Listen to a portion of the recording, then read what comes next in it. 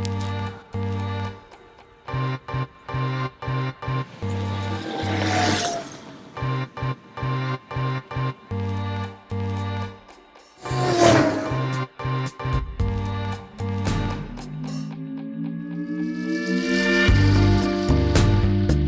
YouTube, Will here from All Electric, back again with another video. This video is going to be an unboxing and my first initial review of the GXL commuter scooter version 2. This is by a company called GOTRAX, and this scooter has some pretty impressive stats, so I'm really excited to test it out. It's got a 250 watt-hour motor and it can go 9 to 12 miles per charge at a max speed of 15.5 miles per hour. They're air-filled tires, so it should be a lot smoother ride than some of the other scooters I've seen out there. Right now it's only 300 bucks on Amazon too, so I'll leave a link down in the description below for you guys to go check it out on Amazon. Once you guys get the scooter out of the box, it's really straightforward. I mean, they give you all the tools that you need. There is a little brake connect, but that's super simple. And once you just unlatch by pressing down on the back, then the scooter unfolds really easily. There's a really nice kickstand. I should also mention the scooter is about 27 pounds. So there is some assembly required.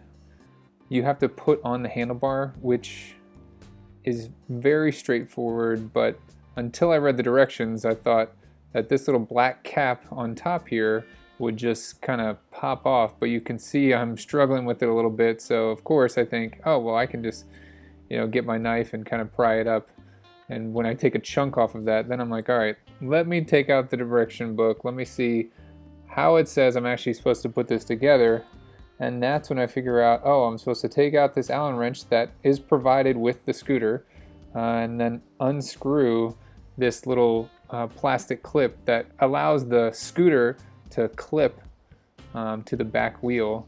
So once you unscrew those two screws there, then that little black cap is going to come right off, and those two screws there is what actually keeps the handlebars on. So these handlebars connect right in there, and there's a connection in there that powers the screen on the handlebars, and you get those two screws nice and tight. And that is really the only assembly required for this scooter. Really straightforward, really simple, just two screws. They provide you with the tool to do that, which is nice. So once you got those two screws connected, you just pull back on the brake lever and you can slide the little brake right in. I didn't get a good view of that, but it's very straightforward, very easy for anybody to do. Okay, the manual helped me out once before, so I better look at the other steps that are in the manual, and it's laid out beautifully in the manual. So next it says charge a scooter fully before using it your first time. So I'm like, okay, let me follow the steps, no big deal. I'll go ahead and take out this charger that is included. It just takes a regular 110 outlet, so it's very easy to plug in anywhere, and the charger's not big at all. I would compare it to like a laptop charger or smaller than that, but very simple, easy to do. There's a little plug right underneath the red button that has a rubber grommet around it, so no dirt will get into the plug. Once you plug this bad boy in, there's an indicator light on top which shows red if it still needs to be charged, and shows green if it is done charging. So we're gonna let that sit for a bit and let it charge all the way up, even though that the battery indicator light on the unit itself is still showing full battery. Now this is not what the display looks like. I still had the little protective screen on there. So I was gonna put it in my car normally, and I think it would have fit, but I wanted to show you guys how easy this thing is to fold down. So there is a safety pin that you simply unscrew. Once you get the unit up, then you put the safety pin in. Then by pulling down on that red lever and putting up this kickstand, that is it. That's all you have to do, and you can pick up the scooter and take it away. Super easy to do. Throw it in the trunk and that's it. Here's another view of that, and you can see it easily fits in a Model 3 trunk, which is, I would say, comparable to a regular sedan. And so if you have an even bigger vehicle, you know it'll definitely fit in there. And you might be asking yourself, okay, why do I want to put a scooter in my car? Isn't this for commuting? Wouldn't I just riding this to and from work or around the neighborhood? Well, let's pretend for a second that you took this scooter with you on your next road trip. So it's tightly packed, you have it folded up in the back of your car, and you get to a supercharger station that you're not too familiar with, and you pull up Google Maps. After you plug in, of course, and I have actually been to this particular supercharger station, so I can speak from experience. I'm not a huge fan of fast food, and McDonald's is right across the way, and I really despise McDonald's. I do, however, truly enjoy Chick-fil-A. Chick-fil-A has got to be one of my favorite fast food restaurants. This video is not sponsored by them. Let's look for a second how long it will actually take to go from this Tesla Supercharger to the closest Chick-fil-A, because let's just say for this example you really want Chick-fil-A. Like, I can really go for that spicy chicken sandwich with one of those milkshakes, and that's going to take 30 minutes to walk. I mean, that's a long time, let's be honest. So not even if this is a version 3 supercharger, you're not going to have time to walk to Chick-fil-A and walk back before your car's done. And it's summer right now. This just looks hot to me. You're walking in 90-degree heat with 90 to 100% humidity, just sweating bullets. I think most of you would settle for McDonald's instead of going to glorious Chick-fil-A. With that being said though, let's kind of flip the script here and pretend that you pull up to the supercharger with this scooter in the back. So let's see what it takes for a bicycle. So you could obviously do the same thing with a bike, but in this particular example we're talking about a scooter, and that cuts the time into a third. 9 minutes. 9 minutes, that's all it takes on a scooter to go from the supercharger over to Chick-fil-A. You can grab food and go back. And it looks like pretty flat terrain.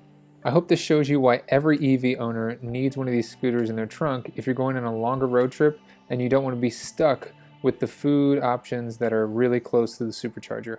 Now let's take this scooter for a test ride. So here's another angle of the scooter, how easy it is to unfold. And again, once it's unfolded, this thing is solid, but they also include a safety pin that goes right through here just to make sure that, you know, for whatever reason, you don't hit that red bar and it kind of collapses on you while you're riding.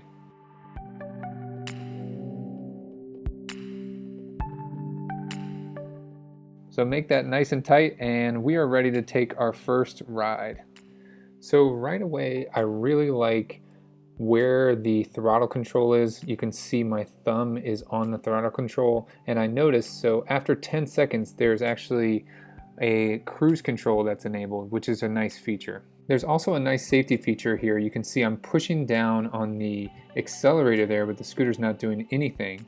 And it's not broken, no. What you have to do is give it a slight push or keep the scooter moving forward just a bit, and then if you push the accelerator down, then it will take off. Now, I'm about 200 pounds, so the weight limit on this thing is 220 pounds. And so I'm kind of near the top end of that for sure. This scooter also has two different gears. Gear number 1, which will go about 10 miles per hour, and gear number 2, which is going to take you to that maximum speed. And these gears can be selected while you're riding or before you start riding using that red button. When I took this kind of off-road on some grass and gravel, it did perform pretty well and I was able to make it through. Definitely not ideal for commuting, but just keep in mind that you might need to use like a bicycle hump just to ensure that you didn't lose any air going over some significant bumps. You know, heavier like me, like 200 pounds or so, I found that the tires did lose a little bit of air on that really rough terrain. But if you're going to be primarily on like sidewalks, path like I showed here, you know, you shouldn't have any issue. Speaking of issues, the only issue that I have with this scooter is going uphill can be a challenge. So right here you can see the incline. This is the same hill showing in both shots, but the scooter does go pretty slow. And again, I'm about 200 pounds and it's going slow up the hill. This is by no means a deal breaker, and I could have easily put one foot down and helped the scooter get up the hill, but I really just, for the purpose of this quick review, I wanted to show you guys the power of the motor. Now, if I was realistically commuting with this, I would have no issue pushing a couple times. It's not like I would get sweaty from pushing. Now, coming down the hill is a different story. Of course, there's no issue with your scooter getting up to speed, the max speed and beyond. I've gotten this up to about 21 to 22 miles an hour going down a hill with full throttle in the second gear. Overall, this thing is really fun to ride, and you can even turn on an LED headlight for riding at night. It's very nimble, even though it is 27 pounds, but it feels really sturdy. Not to mention, you're way cooler riding on this thing than you are riding in your Tesla.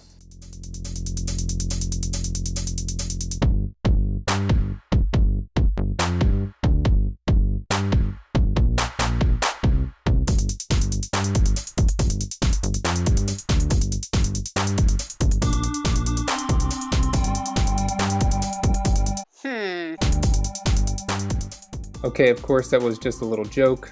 Don't go sell your Tesla. Although this GOTRAX scooter is one sweet EV. I definitely could see how this could be used for a shorter commute, under 5 miles. Anything longer than 5 miles, even though the scooter has the range, I think it'd be a little bit uncomfortable. Speaking of range, during this test I went approximately 3 to 4 miles and I still had about 75% of the battery showing on the center display. So if we just say that I went a total of 3 miles on this test, then that would give us about a 12-mile range, which is on par with what the manufacturer is saying. But I wanted to get a more accurate number on the maximum range, so I took it back home, charged it all the way up, and used my fitness tracking phone app to track how far it went. So here you can see the device is fully charged. I unplug it and you get a good look at the rubberized, like silicone thing that covers the plug, which is great so that no dirt gets in there. So we're going to switch the headlight on so you get a good idea what that is, and it's actually pretty bright. I did test it at night, and you can see there just a simple touch of that red button turns it on and off.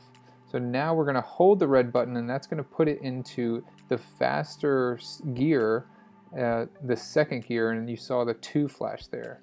And we're going to take it out, and I'm going to run this continuously. Right now I'm in cruise control, like I showed you before. I don't have to push down on the throttle until this battery completely dies. So I took detailed screenshots, and here you can see I'm getting the battery warning. The battery's completely gone, and that lasted 8.76 miles. Total of 50 minutes, and here is the breakdown of each mile. And I want to say that I did this not testing it on flat ground, but with some pretty decent hills, which I think really crushed the battery. So definitely if you live in a flat area where you're primarily going to be using the scooter as a commuter on a flat surface, you're going to get far more range than I got, because where I live is really hilly. So that's why you see it only got just under the 9-mile range that this scooter is rated for. And again, I am 200 pounds testing this. But overall, I would really, really highly recommend this scooter. I mean, it is a great small scooter, but still has a ton of power. For those of you with a shorter commute, or if you want to keep this in the back of your EV while you're charging, this is a fantastic option. And now, instead of 500 bucks, it's only 300 bucks over on Amazon. So definitely hit the link down below, support the channel, and go check it out. If you guys haven't done so yet, head over to Patreon and you can support this channel for as little as $1 a month. I've got lots of bonus stuff over there between videos, articles that are specific to Patreon only. So definitely head over there. Some of it's locked for patrons and some of it's available to everybody. Want to give a quick shout out to our man Amin, who is supporting me over on Patreon at the all electric. That is my top tier level. Huge thank you to him and all the other patrons. Thank you so much. Thank you. I cannot say thank you enough. I hope you guys liked this video. If you did, please give it a thumbs up. Thank you so much for watching. If you haven't done so yet, hit that subscribe button, share this video with a friend, and I will see you guys in the next one.